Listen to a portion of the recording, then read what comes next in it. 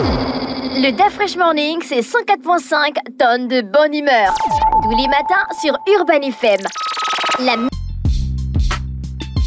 Vous êtes sur 104.5 Urban FM, la station Urban On avec Elvis. Elvis, bonjour. Bonjour Dafresh, bonjour René Rude, bonjour Fallon, bonjour tous les auditeurs câblés sur les 104.5 et amis sportifs, j'espère que vous allez bien. Dafresh, on va démarrer avec l'UFC. Il faut souligner que l'ancien champion UFC Francis Ngannou, qui a perdu ses deux anciens matchs de boxe, parce qu'évidemment c'était un champion UFC, il avait décidé de se lancer dans la boxe. Et la boxe anglaise. La boxe anglaise, évidemment. Et lorsqu'il a allé du côté de la boxe anglaise, il avait déjà perdu face à Tyson Fury par KO. Ensuite, il a encore perdu face à Anthony Joshua. Donc, c'est à partir de là que celui-ci a été programmé pour revenir sur sa discipline dont il affectionne beaucoup. On parle évidemment de MMA. Et là, on a eu le grand combat où Francis Ngannou a signé son grand retour en MMA en détrônant Renan Ferreira, le champion en titre PFL le samedi 19 octobre du côté de Riyad en Arabie Saoudite. Donc vous comprenez que Francis Ngannou, qui a fait un grand retour, qui évidemment a battu ce grand champion brésilien Roman Ferreira, et Francis Ngannou qui nous fait constater qu'en principe le MMA a été vraiment créé pour lui. Donc c'était un retour triomphal pour le grand prédateur. Le match n'a pas duré.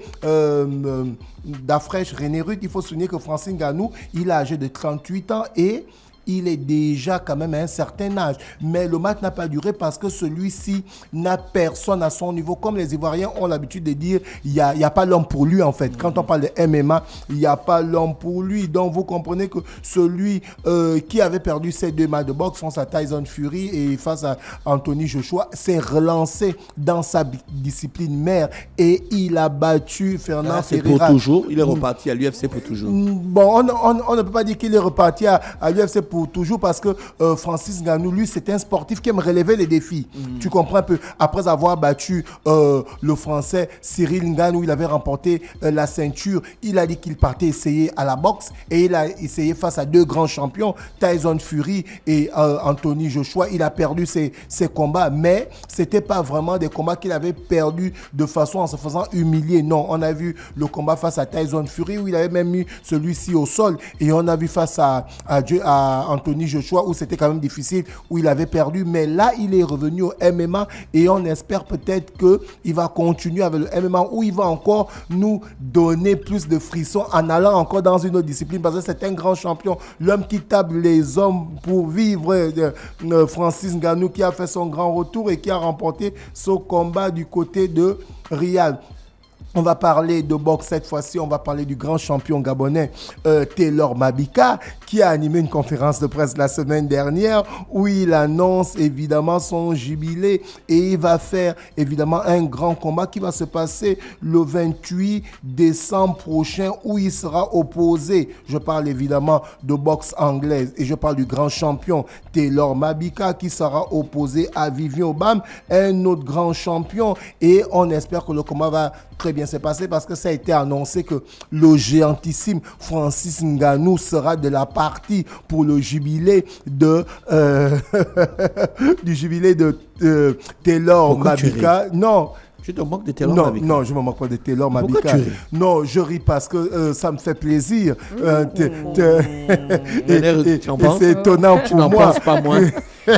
Voilà, tu es étonné que Francis Ngannou vienne. Non, je suis étonné. Je ne crois pas. Je vais accepter lorsqu'il va fouler le sol gabonais, ce grand champion. Je ne doute pas. Je reste juste pessimiste. Et j'espère que Francis Ngannou sera là pour le grand combat du 28 décembre. On parle de ce combat de gala qui va opposer Taylor Mabika à Vivian Obam, un grand champion de boxe comme lui-même. On continue toujours dans le sport. Cette fois-ci, on va parler du football et on va parler des 25 joueurs nominés pour le Golden Boy. En fait, c'est le ballon d'or du meilleur joueur chez les espoirs. Donc là, on a la liste des joueurs qui ont été retenus. Du côté de l'Espagne, on a Lamine Yamal, on a pour Kubasi, on a Samu Orodion et on a Cristiano Moqueres. Là, ce sont les 4 Espagnols qui ont été retenus. Ensuite, chez les Brésiliens, on a Hendrick, on a Silvinho et chez les Français, on a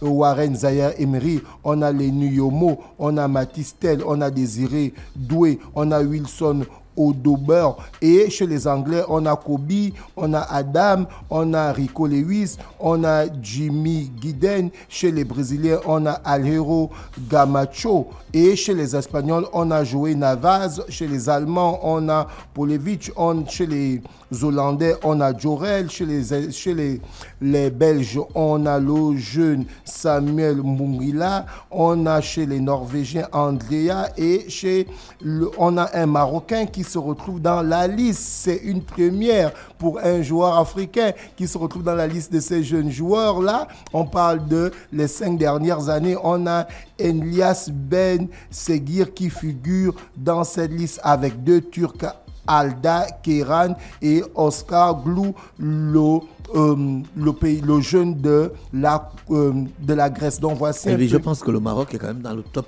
10 des meilleures équipes du monde. Ou bien? Oui, si on se réfère à la Coupe du Monde. Ouais. Si on se réfère à la Coupe du Monde, ils sont 4e. Le classement FIFA donne quoi pour le moment? Le classement FIFA, pour le moment, que je regarde rapidement le classement FIFA, mais je pense que actuellement c'est le Maroc qui a le meilleur classement chez les Africains. Le Maroc qui était demi-finaliste du mondial.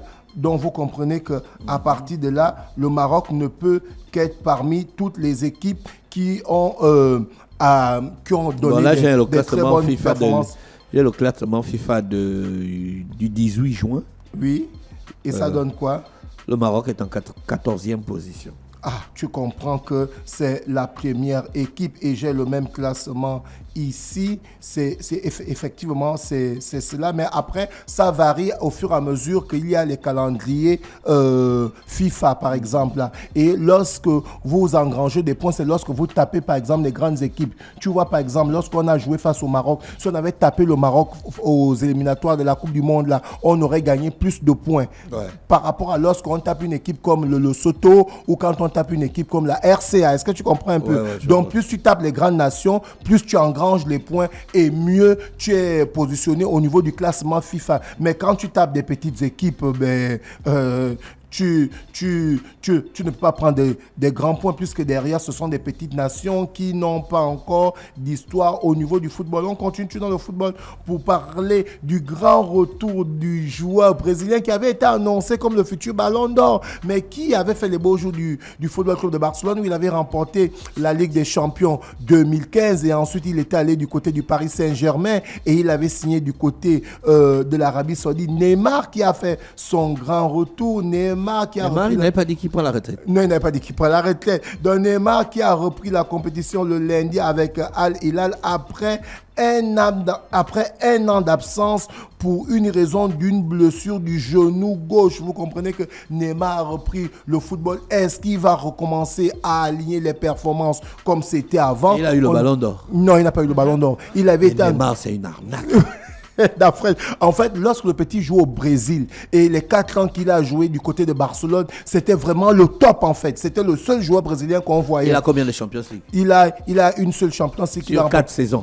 Sur 4 saisons. Au Barça. Il a remporté une seule Ligue des Champions où il avait terminé même parmi les meilleurs buteurs. Et après ça, il allait du côté du Paris Saint-Germain. C'était complètement un fiasco où il a fait 4 années d'affilée. Il était blessé au Paris Saint-Germain. Lorsque le Paris Saint-Germain arrivait à la phase éliminatoire direct, est-ce que tu comprends un peu? Et ensuite, il y a eu des problèmes avec Kylian Mbappé, tout ça, et il a fini par partir du Mbappé côté... avait raison de le faire partir. Après, il a fini par partir du côté... à chaque fois que j'ai entendu parler de Neymar, c'était pour une blessure. Ouais. C'était à chaque fois, en fait, beaucoup ont été déçus parce que c'était quelqu'un qui était très talentueux quand il évoluait du côté du Brésil et quand il évoluait du côté du Football Club de Barcelone. Mais dès qu'il est arrivé à Paris, c'était le gros salaire. Même au Barça, il se blessait beaucoup. Non, mais pas trop quand même. Pas trop. Mais à Paris, il a fait 4 années d'affilée ou 3 années d'affilée où il était régulièrement blessé entre janvier et février. Est-ce que tu comprends? Entre-temps, le Paris Saint-Germain l'avait enrôlé pour permettre que cette équipe équipe parisienne puisse passer ce cap-là. Est-ce que tu comprends? Le cap de quoi, de la Champions League? Le cap des huitièmes et des quarts de finale. Parce que le Paris Saint-Germain, après évidemment Carlo Ancelotti qui avait amené le Paris Saint-Germain en quart de finale en 2013. Et oui, là, il a entraîné le Paris Saint-Germain un an. Ancelotti, oui, en Ancelotti 2013. du Real. Du Real Madrid, il a entraîné le Paris Saint-Germain un an en donc 2013. le Paris Saint-Germain, le Togo. Oui, je confirme, c'est mon équipe. Parce que derrière, c'est lui qui avait fait venir tous ces grands joueurs et tous les Parisiens pensaient qu'il devait avoir un contrat à long terme. Ensuite, il a quitté le Paris Saint-Germain pour non-respect de sa personne. Et lorsqu'il allait en 2014 du côté du Real de Madrid, c'est là qu'il avait donné le Real de Madrid sa 10e Ligue des Champions. Et le Paris Saint-Germain avait enrôlé à cette époque-là Laurent Blanc qui avait fait 3 quarts de finale d'affilée 2014, 2015, 2016. Et ensuite, lorsque Neymar a arrivé, le Paris Saint-Germain s'est éliminé 2 fois en 8e de finale. Bon, c'est vrai qu'avec Neymar, ils ont joué la finale de la Ligue des Champions 2020 où ils ont perdu face au Bayern de Munich 1-0. Mais après, ça n'a jamais vraiment décollé pour le Paris Saint-Germain. Tu comprends un peu. Donc Neymar qui se retrouve en Arabie Saoudite et lorsqu'il arrive la première année, il se blesse. En Arabie Saoudite. Oui, en Arabie Saoudite. Dès qu'il arrive en Arabie Saoudite, il se blesse pour une année et là, il revient. Est-ce qu'il va retrouver son niveau? On ne sait pas. Mais là, le jeune Brésilien... C'est un gars comme ça. Il fait vendre, Dafresh, il fait vendre. C'est le gars qui est un peu football champagne, qui est beau, qui est mignon, qui vend les maillots, qui est élégant, qui a beaucoup de sponsors qui courent derrière lui. Donc, malgré que celui-ci n'a pas lié les performances, le Brésil a une nouvelle étoile. L'homme s'appelle Vinicius Junior, qui fait le buzz en ce moment du côté de Real de Madrid. Là, je fais un clin d'œil aux supporters du Real de Madrid et ils savent que s'il y a quelqu'un actuellement du côté du Brésil qui peut remporter encore le Ballon d'Or, eh bien, c'est Vinicius qui est bien parti parce que la dernière fois qu'un Brésilien a remporté le Ballon d'Or, c'était en 2002 et c'était le grand Ronaldo, le numéro 9. Ronaldo lui-même. Vinicius est plus fort que Neymar. Ouais, non, là, il n'y a pas photo. Il n'y a pas photo. Non, René, tu veux seulement le débat, non? Il n'y a pas photo. Non, René, regarde, il n'y a pas photo. Au niveau du football, il faut avoir une constance. Est-ce que tu comprends? Tu fais la différence entre Kodak, l'appareil photo Kodak, et puis la Sony A7 III. Kodak. Il n'y a pas photo.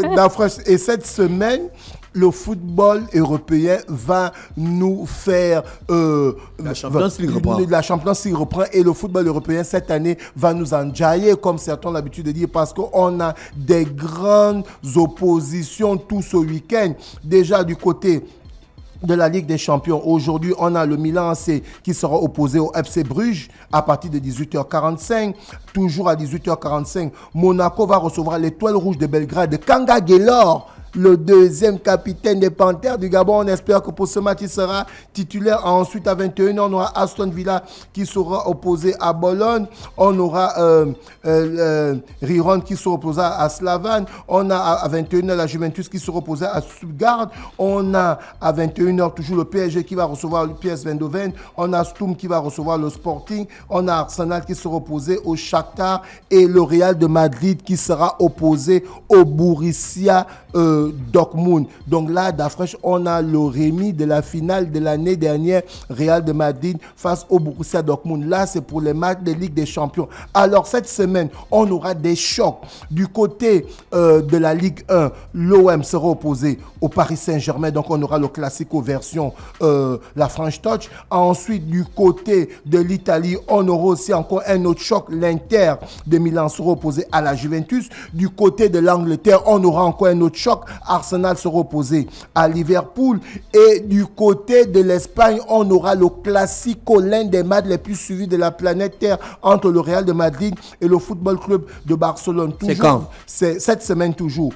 Toujours cette semaine, on a Lens qui sera opposé à Lille. On a Lyon qui sera opposé au Besiktas. On a Liverpool qui va recevoir Leipzig du côté de la Ligue des Champions. On a le Football Club de Barcelone qui va recevoir le Bayern de Munich. Lille sera opposé à l'Atlético de Madrid. Brest va recevoir le Bayern Leverkusen. Donc, cette semaine, nos écrans seront saturés que du football parce qu'on a les grandes rencontres, comme je disais tantôt, les deux classicos, le Paris Saint-Germain contre Marseille et le Football Club de Barcelone face au Real de Madrid. Ensuite, on a la Ligue des Champions qui fait son grand retour et on va terminer cette rubrique pour faire un clin d'œil à Denis Bouanga.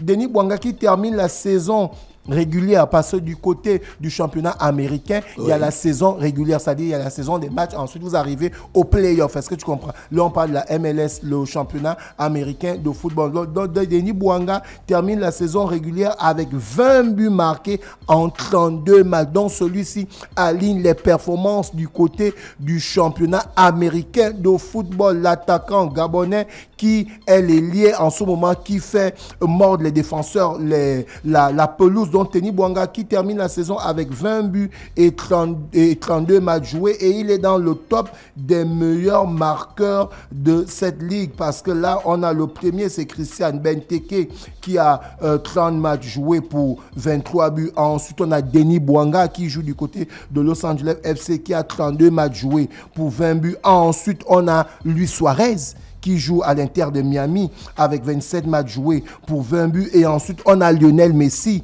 qui joue aussi du côté de l'Inter de Miami avec 19 matchs joués pour 20 buts. Donc vous comprenez qu'en ce moment, du côté du championnat américain de football, notre Denis Bouanga national a le même nombre de buts que Luis Suarez et Lionel Messi qui a 8 ballons d'or. Donc c'est dire que si Denis Bouanga continue à travailler et qu'il termine peut-être meilleur buteur de la saison, il pourra peut-être revenir en Europe, pourquoi pas en Italie, en Espagne ou en Angleterre où il sera, il va signer dans un grand club pour lui permettre de, évidemment, atteindre un autre palier d'Afrique.